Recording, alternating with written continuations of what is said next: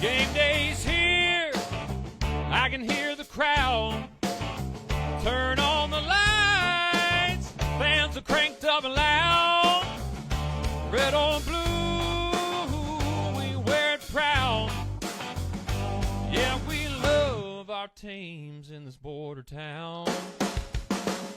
Chiefs and Royals, Boo Mizzou, Rock Chalk, Jayhawk, KU. Hear that drum pounding in your feet. Yeah, you're marching to the beat of KC. What is going on, YouTube? What is going on, Kansas City? What is going on, Jayhawk Nation? And what is going on, everybody? And welcome to the Beat of KC. Ladies and gentlemen, my name is Lucas Murphy, and the Kansas Jayhawks set the tone early in the week. The student section started lining up very early in the week. They camped out day after day in preparation for a game of magnitude that we knew was going to be impactful. We knew this game was going to have highlights. We knew this game was going to not necessarily be a blowout. We knew this game was going to be huge in the Big 12. This was a game that everybody had marked on their calendar because of the two freshmen that were going to be going head-to-head in AJ Desponsa and Darren Peterson. We knew this, but ladies and gentlemen, it lived up to the hype. The people that showed out, there were scouts, there were GMs, there were ownership groups, there were tons and tons of alumni from the Kansas Jayhawks. I mean, the fan base showed out. This place was next level. Allen Fieldhouse, the mecca of basketball, set the tone even early on Saturday morning as College Game Day showed out, and they really had an impressive showing from the crowd. It really just started from there. Now, the Kansas Jayhawks marked their 1,000th game in a storied arena in the history that Allen Fieldhouse provides in a thrilling 90-82 victory over the number 13 BYU Cougars. And like we said, fans absolutely packed the fog, embracing the ruckus energy that defines one of college's basketball's most legendary home courts. I mean, the people that have talked about how impactful Allen Fieldhouse is playing basketball. I mean, I've said it all along every time I do a video. The aura that you feel when you enter that arena is next level. And everybody that paid attention to this game, which I can only imagine the ratings of this game, were rewarded with a game that delivered on every front. Momentum swings, elite freshman talent, and emotional finish. Really, when this thing tipped off, it just felt like Kansas had the upper hand. From the opening tip, Kansas looked like the team in rhythm.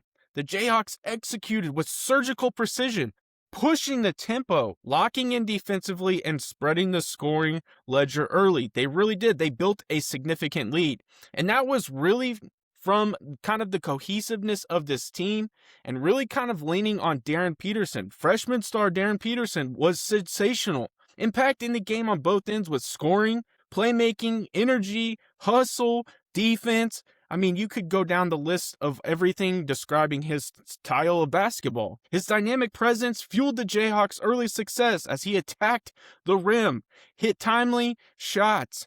It was about a near-perfect half from Kansas. I mean, Bill Self could not have been more ecstatic with how his team played in the first half.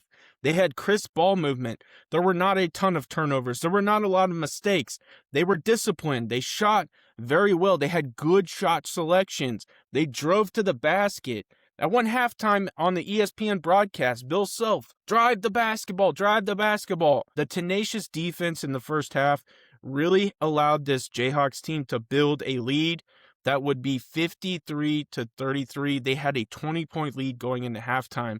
Now, we know BYU came back against Arizona. They eliminated a 19-point deficit, so we knew that this game was not going to be completely over. And little did we know, Darren Peterson would pretty much not play the second half. I assume it was due to the injury. So that's where BYU started to really seize the moment. And ladies and gentlemen, did they ever? And most people would anticipate that that's where AJ Desponsa would truly step up and start to take over this game. Now, he did get his, but he didn't show out the way Darren did. I think Darren, if you really look at it, highlighted this game, and that's it. But, I mean, ladies and gentlemen, Richie Saunders, BYU, absolutely just incredible. He flashed his scoring talent, scoring 33 points in this game. The Cougars mounted a serious comeback, and he really led a big piece of that. Saunders' offensive surge kept BYU within striking range, and it energized their attack. He was hitting key threes, from long distance, ladies and gentlemen. He was shooting some massive, massive shots.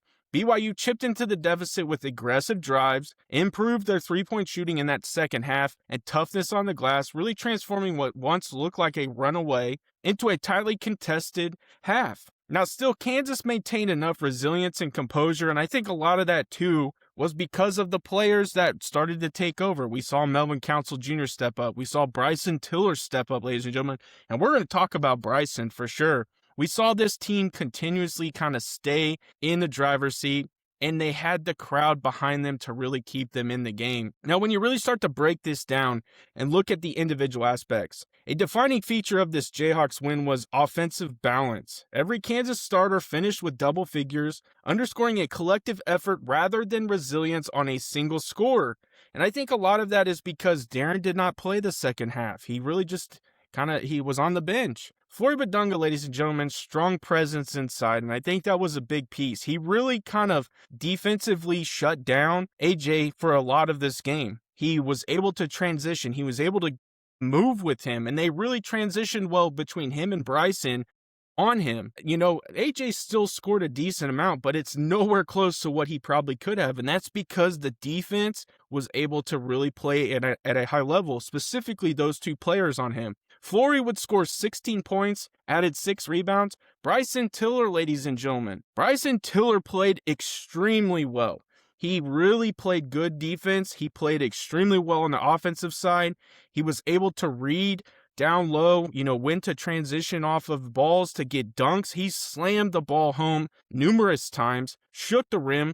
One of the biggest ones was he was on the perimeter, he pump faked, drove to the basket, and absolutely almost ripped the rim off the basket. It was incredible. He would finish with 21 points on 8 of 13 from the floor. He did shoot well, ladies and gentlemen. He was 3 of 5 from the arc, and he added 7 rebounds. All those scouts in the stands probably saw what Bryson truly is capable of doing, ladies and gentlemen. It was impressive showing for sure. Now, the dog, Melvin Council Jr., stepped up when he needed to. We needed him in the second half. We needed his leadership. We needed that dog mentality. He stepped up scoring 15 points, 6 rebounds, and 6 assists. He did what he needed to do. That's exactly that. And he had this crowd on the next level. I mean, it was impressive to see. Trey White, ladies and gentlemen, the steady piece of this lineup. Trey White scored 12.6 rebounds. I mean, he did what he did. He's the silent assassin, ladies and gentlemen. He came out clutch in the beginning. He hit a pretty massive 3. He really maintained playing well. There's a lot of times where you see Trey White not coming off the floor quite a bit. I mean, there's times where he sticks out there and plays majority of the game. Bill kind of took him off, I think, to keep him fresh. But towards the end, he had to keep him out there because Darren wasn't coming in.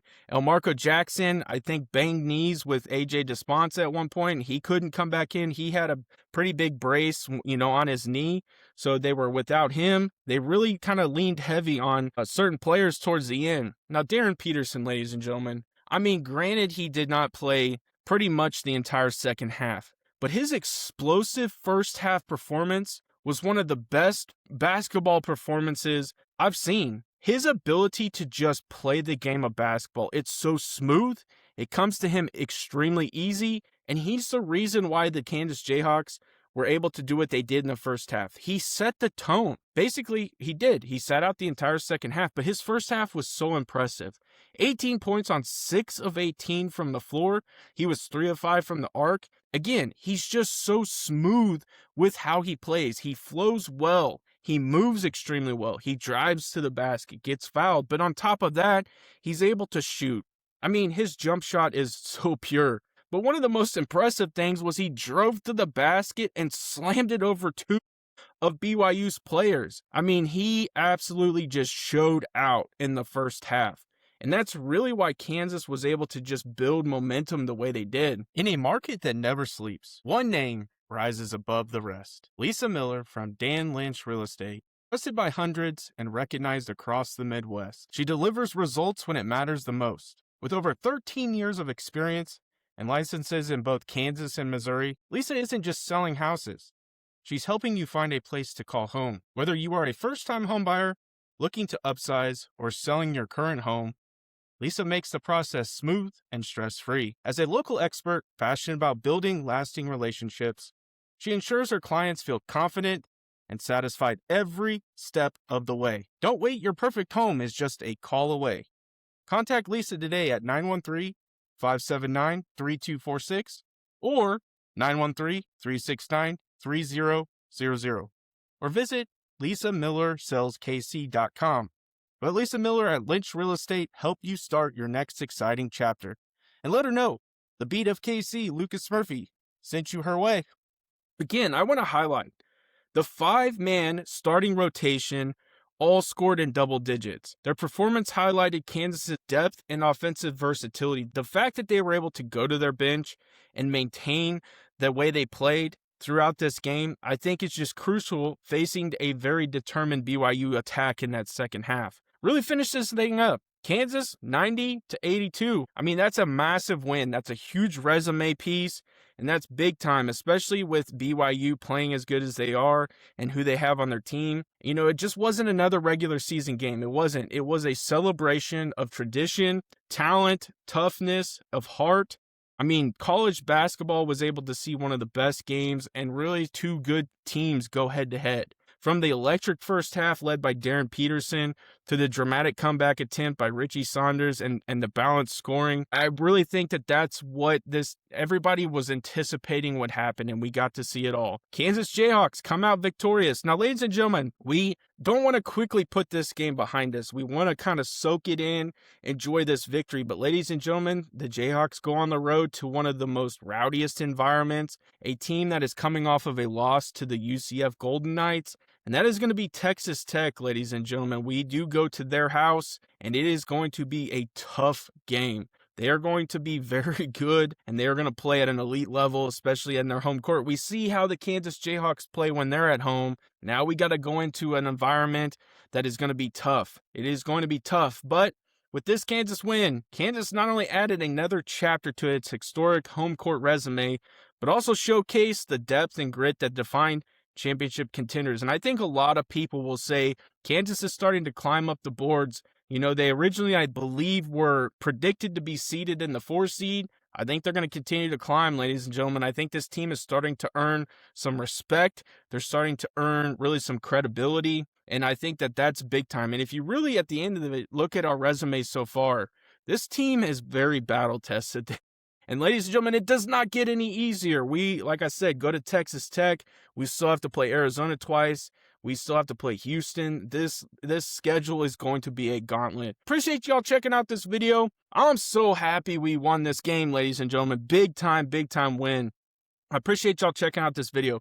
Make sure you guys comment down below. Let me know what you guys thought. Were you on edge towards the end of the game? Because with about a minute left, I was sweating. Make sure you guys smash that like button, smash that subscribe button, and I end every video the exact same way. Have a good day.